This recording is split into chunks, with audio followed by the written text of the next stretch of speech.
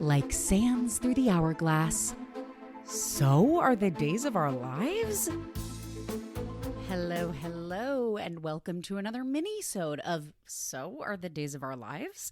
I'm your host, Olivia Willis, and today we're doing a deep dive into a character who I feel like maybe I'm just not tapped in, but I feel like this is a character who does not get the recognition, the flowers, the praise he deserves. He's been integral to a lot of the episodes that I've been recently recapping with all the body and soul drama, especially this last episode, my episode 21, titled You Get a Spritz, You Get a Spritz. Of course, we're talking former mayor, at this point, former executive producer of Body and Soul Salem edition, Abe Carver. So let's dive in. Now, this is a fun fact that I discovered in my research for this minisode. Abe Carver's full name is Abraham Washington Carver, which, let's just hold space for that. That's funny to me. Abe was introduced as a character on Days of Our Lives back in October of 1981. He has always been played by the actor James Reynolds, which I think is super rare. And this tenure, the fact that he's been on consistently since 1981, makes James Reynolds the third longest running actor on Days of Our Lives, which is very impressive. And I just feel like we're always talking about Deirdre Hall. We're always talking about, maybe I'm just always talking about Deirdre Hall. I'm always talking about Susan Seaforth Hayes. You know, Abe is really a pillar of the show, and James Reynolds is a pillar of the daytime television community. Now, Abe came on the scene in 1981 as a police officer who was going to rid Salem of crime, starting with the villainous Stefano DiMera. He's always been like the moral compass of Salem and like just a true North Star of goodness on the show. He had a few romances before eventually falling in love with and marrying a woman named Lexi Brooks.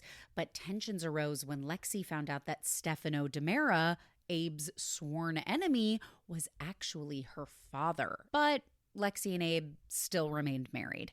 After they were unable to have a baby, they decided to adopt and for some reason agreed to have Stefano coordinate the adoption. First red flag.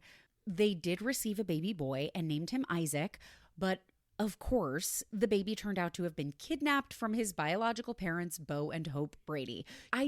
You cannot do this level of like baby swapping and kidnapping in such a small town. You are going to be found out. Lexi was determined to keep Isaac, but Abe knew that they needed to sign custody back over to Bo and Hope because, again, he is the moral compass of Salem. Lexi snapped and kidnapped Isaac back from Bo and Hope and was sent to prison. After separating over her behavior with Isaac, Abe reconciled with Lexi once she was released from prison, and they went on to conceive a child, their son Theo. After Theo was born, Abe learned that he had another son, Brandon, from an affair he once had with this woman named Faye Walker. And Brandon was an adult when it came out that Brandon was Abe's son. Brandon came to Salem, initially hated Abe and wanted to ruin his life, and had an affair with Lexi. My God, this woman sounds like she had a lot going on. But Brandon and Abe ended up forming a good relationship, which I just don't know how this happened. The people on this show may be too forgiving. Now, in 2003, Abe was a victim of the Salem Stalker, a serial killer who turned out to be Marlena and wasn't actually killing anyone. All the victims were found on a remote island called Malazwen. Yes, that is New Salem spelled backwards. They do a lot of spelling backwards of names for new places on this show. When Abe returned to Salem, things really took a turn for the worse. He started going blind and became impotent, which, I mean, talk about a double blow. Like, let it be one or the other. Why the double whammy? Abe received a successful retina transplant, only to... Sorry, this is disrespectful. Once his eyesight was restored, he caught his wife Lexi cheating on him with some other man, which, God, can you imagine just being like, I can see. Oh my God, what are you doing? This man has been through so much. After that, Lexi was presumed dead in a car accident, but it turned out she was just being held hostage by Andre DiMera in the labyrinthine tunnels under Salem. Around the time Lexi was rescued and she and Abe were reconciling, their son Theo was diagnosed with autism, which seemed to have been an impetus for Abe and Lexi to get their shit together. Abe also decided to leave his career as police commissioner and run for mayor to root out the corruption in Salem. And in 2008, Abe became mayor of Salem. And he kind of was mayor on and off from 2008 to 2023, 2024. It's unclear how the term system works for mayors in Salem. In 2012, Lexi was diagnosed with an inoperable brain tumor and died. And I'm just like, after all that, she's going to die of a brain tumor? Abe forged ahead, raising Theo as a single parent while still serving as mayor, but would always regard Lexi as the great love of his life. In 2015, Abe learned that he had another adult child, a daughter named Lonnie Price, played by Sal Stowers of America's Next Top Model fame. Shout out Sal Stowers. So Lonnie's mother was an ex of Abe's named Tamara Price. Lonnie moved to Salem and joined the Salem PD as a detective, and they became very close. In 2020, Lonnie married fellow detective Eli Grant, whose mother Valerie is also an ex of Abe's, because this man is clearly DTF when he's not married to Lexi. Now, the next year in 2021, Lonnie's aunt, Paulina, played by Jackée Harry, came to Salem claiming that she wanted to bond with Lonnie and Lonnie's newborn twins, and Paulina and Abe hit it off right away. As an entrepreneur, she was very impressed by his role in the community and was picking his brain about zoning laws and city council nonsense. Obviously, if you've listened to my Paulina deep dive, you know that this was because Paulina had nefarious plans when she arrived in Salem. She was going to tear down the Horton Town Square to build a big box store called Pricetown. Abe was horrified when he learned her plans, and although Paulina reversed course when she realized how much the square meant to Salem, it took a while for her to regain Abe's trust.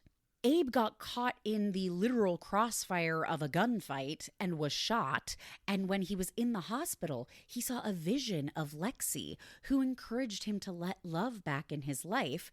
That was all the inspiration Abe needed to let himself fall in love with Paulina, and they decided to get married. Now, at the wedding, Paulina's daughter Chanel revealed that Paulina was actually Lonnie's mother, not Tamara Price. So this revelation meant that Abe wasn't actually Lonnie's biological father. And this once again sent Abe into a spiral. He didn't know if he could trust Paulina, blah, blah, blah. Shortly after this, Lonnie's true biological father, an abusive man named TR, arrived in Salem wanting another chance with Paulina. Lonnie ended up having to kill TR to save Paulina, and Abe realized he was still in love with Paulina. He ended up officially adopting Lonnie, which you do always forget you can do adult adoptions just to make it official. And Abe and Paulina were married on Juneteenth in 2022. The next year, Abe was attacked by Colin Bedford, who was seeking revenge on Paulina and Chanel. Abe survived, but had, drumroll, amnesia. Abe was then held hostage by a deranged nurse from the hospital, Whitley King, played by Kim Coles, who convinced Abe that she was actually his wife and kept him locked up in her apartment full of stuffed cats and made him watch the soap opera Body Soul. Thankfully, Abe was rescued, and even though he wasn't comfortable moving back in with Paulina at first because he didn't have his memories, she was basically a stranger to him, Paulina was patient, and they fell in love all over again even before his memories were restored. Then in 2024, Paulina had a health scare, and while Paulina was in the hospital, another vision of Lexi appeared to Abe, and his memories were restored. This angel version of Lexi is really putting in a lot of work to make sure Abe stays on the right track. No longer serving as mayor in Salem, Abe decided to make a career change. You know, public service is cool and all, but buying the rights to a canceled soap opera and fully producing it in your hometown with a ragtag team of non-professional actors sounds even better. That's right, Abe and his friend Kate decided to reboot Body and Soul and produce the show in Salem, which led to some of my favorite episodes of all time. Unfortunately, the production was riddled with drama and attacks from a crazed fan, who did turn out to be Whitley King, so Abe saw no other choice than to let go of Body and Soul. that's where my journey with Abe ends for now. I'm currently watching episodes that take place in like March of 2025, but I honestly hope that he's just safe and sound. Nobody hurt this man. Nobody touch a hair on his graying head, and let him just be quiet for the rest of the year. And hopefully he doesn't find out that he like has any more surprise children, because man, he was really getting up to it in his day. Now, I hope that James Reynolds continues to just really receive his flowers for his incredible career and all his work he's done on Days of Our Lives and in television. If you listen to my Emmys recap minisode, you'll know that James Reynolds was inducted into the Silver Circle Honor Society at the 2025 Daytime Emmy Awards, which is a huge honor. To be inducted, you have to have had a career in television that spans at least 25 years, which is just so remarkable and so impressive. And yeah, I hope that Abe is able to just, rest, recuperate, and hopefully turn the dial away from moral corruption in Salem, as he is wont to do. Thank you so much for listening. We'll be back next week with a full episode recap. Please, if you like the podcast, leave me a little rating, a little review. Follow me on Instagram at So Are the Days Podcast, or follow me on TikTok at Days of Our Live. And we'll see you next time. Bye.